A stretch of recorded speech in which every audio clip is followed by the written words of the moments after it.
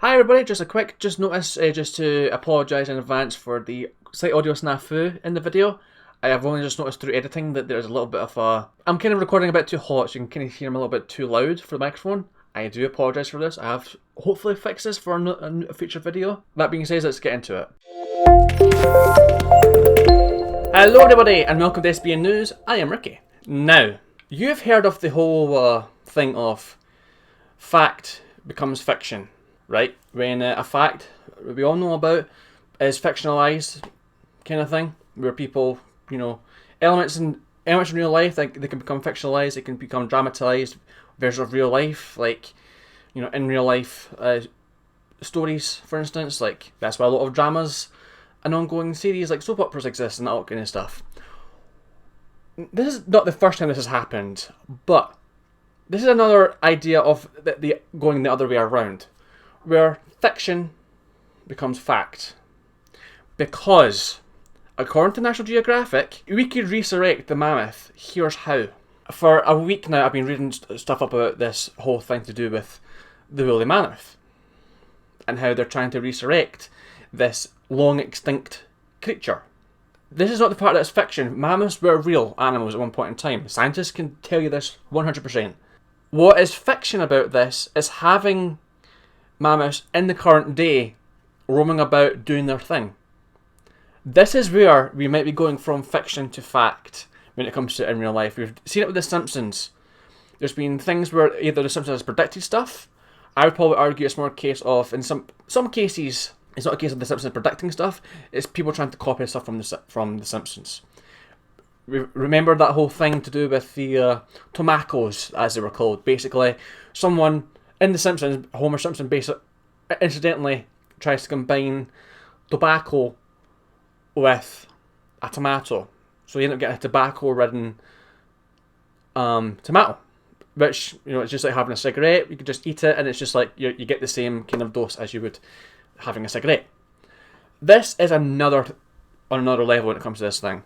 This is a how-to document, basically saying how we go about doing this. Not so much that it could actually happen, but there are actually scientists out there that are talking about trying to get this to happen. They're trying to breed elephants and other animals to get these animals to come back to life. Here's an example of one such news article. This is from The Guardian.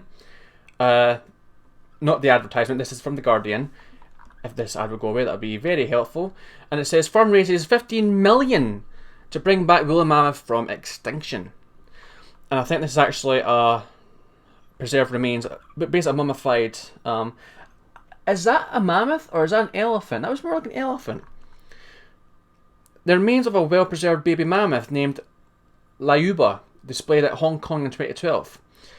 That was more like an elephant than a mammoth, but I'm not here to argue. I am here to just say what I think in general.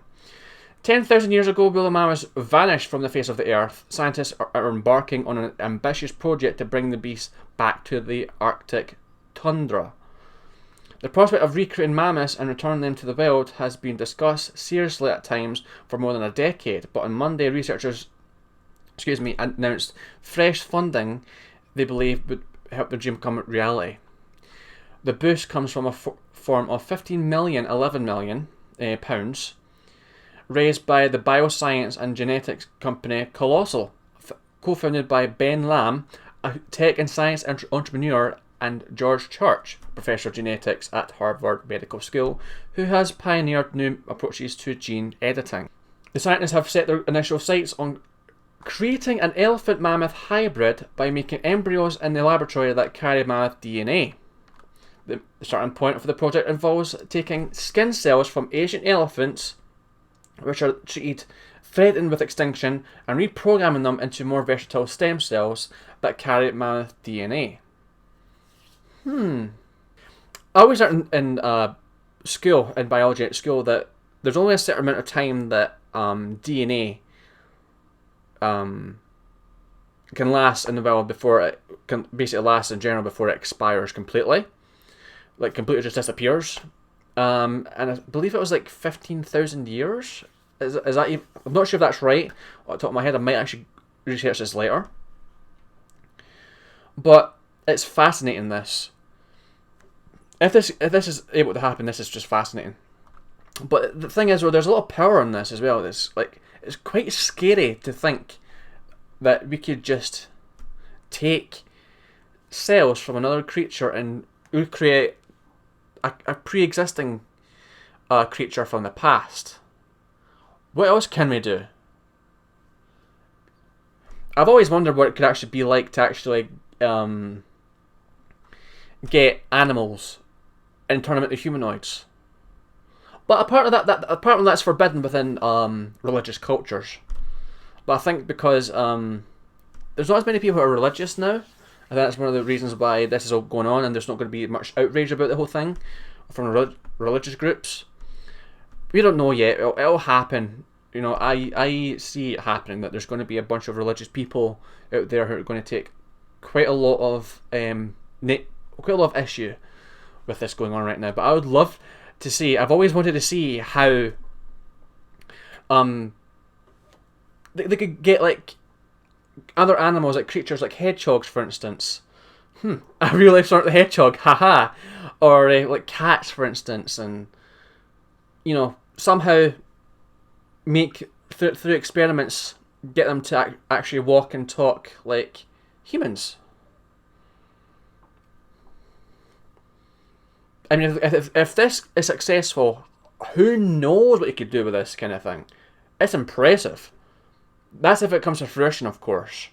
There's also the worry that it might not ever work. It might just be a completely different thing altogether. I don't really know if they could actually completely bring back mammoths. I don't think they'll have the same exact DNA from the original animal in question. They're probably more or less like, look, aesthetically, if I can speak, aesthetically like mammoths.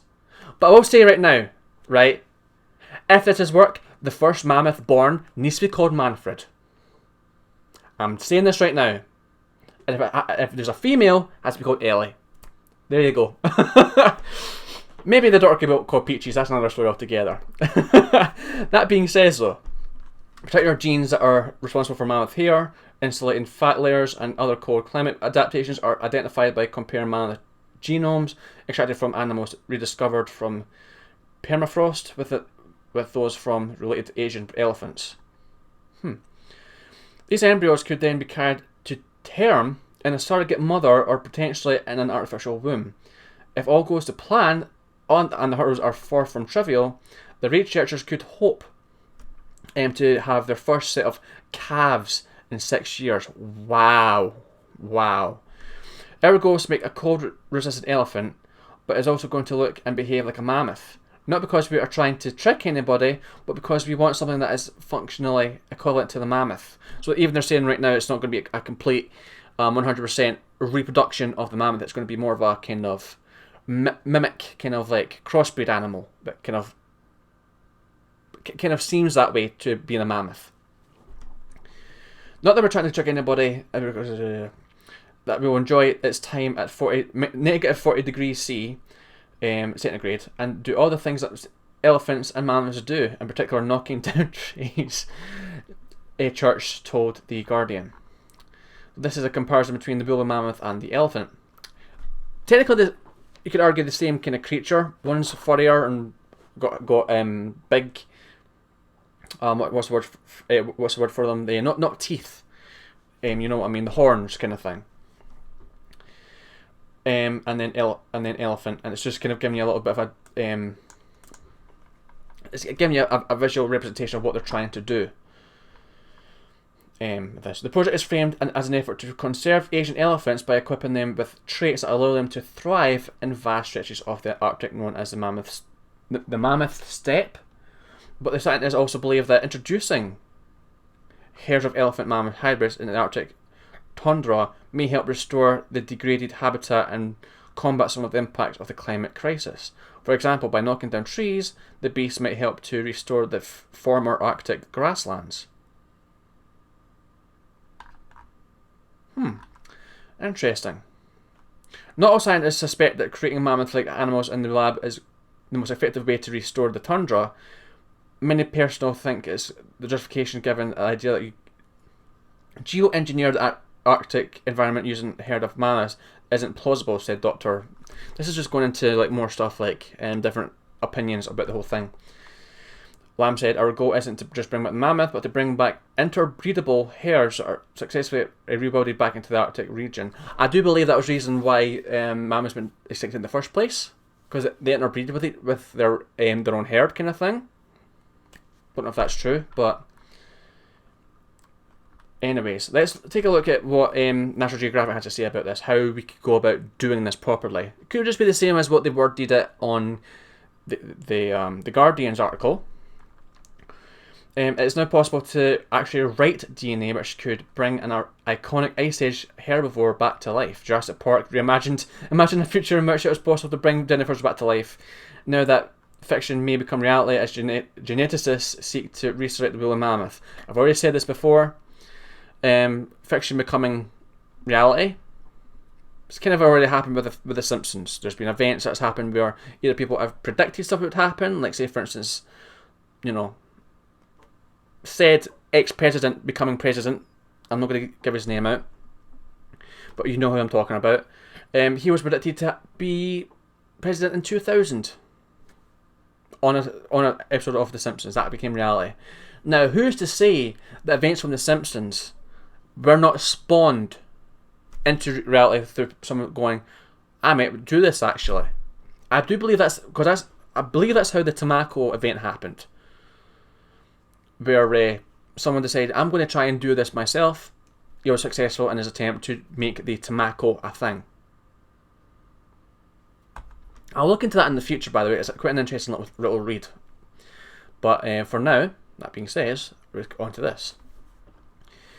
The course is like, these Ice Age herbivores, whose closest living relatives are the Asian elephant, lived in several northern continents and had a thick, furry coat that protected against extreme cold. The shaggy animals went extinct about 4,000 years ago. But the current revolution in genetics, which is combating aging, eradicating diseases and even allowing parents to create designer babies.